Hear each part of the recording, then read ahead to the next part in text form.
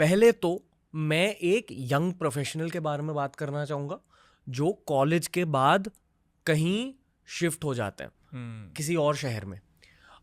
हमारे शो पर एक बहुत बड़े रियल एस्टेट एंटरप्रेन्योर आए थे, बिल्डर है। उन्होंने कहा कि हैदराबाद में अगर वास्तु के अकॉर्डिंग फ्लैट्स नहीं बने या घर नहीं बने तो बिल्कुल बिकते नहीं। अच्छा। और ये मुंबई की भी सच्चाई है, दिल्ली की भी सच्चाई है। आजकल जब कोई फ्लैट्स खरीद रहा है या अगर कोई रेंट पे भी रहने जा रहा है तो पहले वास्तुशास्त्र को स्कैन करता। जिन लोगों को वास्तुशास्त्र की विद्या नहीं है, जिन लोगों को इसके बारे में बिल्कुल भी कुछ भी पता नहीं है, पहले आपके अकॉर्डिंग क्या देखना चाहिए। क्योंकि कभी कभी ना जो लोग आपको फ्लैट बेच रहे हैं या आपको ऑप्शन दिखा रहे हैं रेंट के लिए, वो शायद आपको झूठ भी कह सकते हैं कि हाँ ये वास्तुशास्त्र ओरिएंटेड जगह है, मतलब यहाँ है अच्छा वास्तु इस जगह का। बट एक्चुअली एक जगह का अच्छा वास्तु एकदम बेसिक लेवल पर कैसे देखें? हाँ, सबसे पहली चीज़ तो बॉम्बे, दिल्ली, बैंगलोर, हैदराबाद में रिक्वायरमेंट है। सब बिल्डर झूठ बोल रहे हैं, कोई वास्तु ऑस्पिशियस फ्लैट नहीं बन रहा। मतलब कोई भी वास्तु ऑस्पिशियस बना ही नहीं रहा, सिर्फ बोल के बेचा जा रहा है कि ये वास्तु ऑस्पिशियस है, जबकि नहीं है।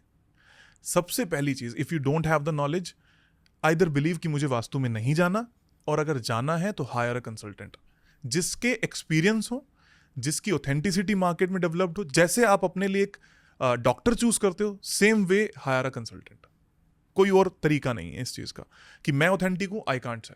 मैं सिर्फ ये कहूँगा कि जैसे आप अपने लिए बेस्ट डॉक्टर चूज करोगे, वैसे आपको अपने लिए एक वास्तु कंसल्टेंट चूज करना है। दूसरी चीज़, बेसिक पैरामीटर ऑफ वास्तु क्या है? 99% थिंग्स, 99% वास्तु दोषेस आर सॉल्वेबल, बिना तोड़ फोड़ के ट्रीट हो जाते हैं। तो डरना नहीं है कि कोई आएगा और तोड़ेगा।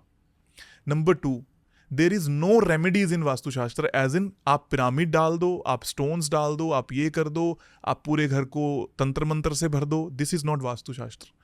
वास्तुशास्त्र सिंपल आपके घर को सही बनाना है डायरेक्शन के अकॉर्डिंग, राइट? तो कोई आपको ये कहता है कि जी मैं आपके घर में आऊंगा, इतनी सारी रेमेडीज करके चला जाऊंगा, फिर आप गलत जगह पे फंस रहे हो। Number 3, basic parameter, you should not have a entrance of south west. मैं फिर से बोलता हूं इस बात को, साउथ और वेस्ट नहीं कह रहा। You can have a entrance of south, आपके पास दक्षिण दिशा की प्रवेश द्वार यानी कि एंट्रेंस हो सकती है, वेस्ट की एंट्रेंस हो सकती है, अच्छी है। साउथ वेस्ट की नहीं हो सकती, जहां पर ये दोनों मिलते हैं वो एंट्रेंस नहीं चाहिए। फेयर टू से कि वास्तुशास्त्र का पहला स्टेप ये है कि अपने फोन को खोलो और कंपास ऑन कर दो। यस, सबसे पहले कंपास ऑन करो। इसे हल्के से ब्रेक डाउन करें थोड़ा। अर्थ की इलेक्ट्रोमैग्नेटिक फील्ड होती है। हाँ, इलेक्ट्रोमैग्नेटिक फील्ड जितनी हमारी बॉडी को अफेक्ट करती है, शायद लोग इसे समझते नहीं। यस। और मैं थोड़ा सा इसे समझाऊं मेडिटेशन की वजह से। मेडिटेशन के भी कुछ रूल्स होते हैं कि face a certain direction, sleep in a certain direction, etcetera. इसे हल्के से आप ब्रेक डाउन कर दो। जैसे सबसे पहले पूरी धरती का एक सेंटर है, जी, मानते हैं जी। फिर आपके देश का एक सेंटर है, वहां से ऊर्जा निकलती है। फिर आपकी सिटी का है, फिर आपके घर का है। कंट्रोलेबल क्या है? आपका घर। आप पूरी सिटी को, अपने शहर को चेंज नहीं कर सकते।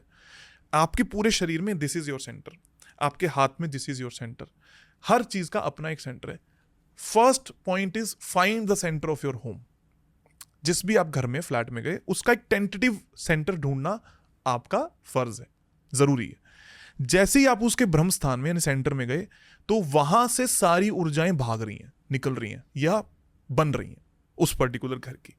तो आप गए, उस सेंटर में जाकर खड़े हुए और अपना एक कंपास, फोन के, सबके फोन में कंपास होता है, जिसके नहीं है वो डाउनलोड कर सकता है आराम से। आईफोन के compasses are much better than other phones. आप उनको निकालिए, सेंटर में कहीं पे भी खड़े हो जाइए, it will automatically point towards north. वहां पर आपको एक नॉर्थ दिखाई दे देगा। आपको सिर्फ 2 चीजें मेजर देखनी है। 1, आपकी एंट्रेंस साउथ वेस्ट में ना हो। नंबर 2, नॉर्थ ईस्ट में टॉयलेट या किचन ना हो। इसके सिवा कहीं पर भी कुछ है, आप इजीली ट्रीट कर सकते हो, बिना पैसे खर्च किए ट्रीट कर सकते हो, and you can leave a healthy and good life.